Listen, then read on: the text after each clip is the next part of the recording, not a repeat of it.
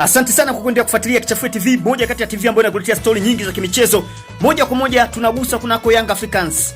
Wakati Yanga wakiwa nasubiri huku kutoka katika kamati ya maadili chini ya TFF, uongozi wa Yanga ulikaa chini na kujadili juu ya swala hilo, lakini bado hawajafikiana makubaliano juu ya nani atakayechukua nafasi hiyo, kwani baadhi ya viongozi wanapendekeza urejeo wa Haji Manara na baadhi yao wakipinga na kupendekeza jina la Baraka Mpenja. Uwezekano wa Baraka Mpenja kuwa afisa habari wa klabu ya Yanga ni mkubwa kutokana na ukaribu ambao upo baina ya Mpenja na uongozi wa Yanga.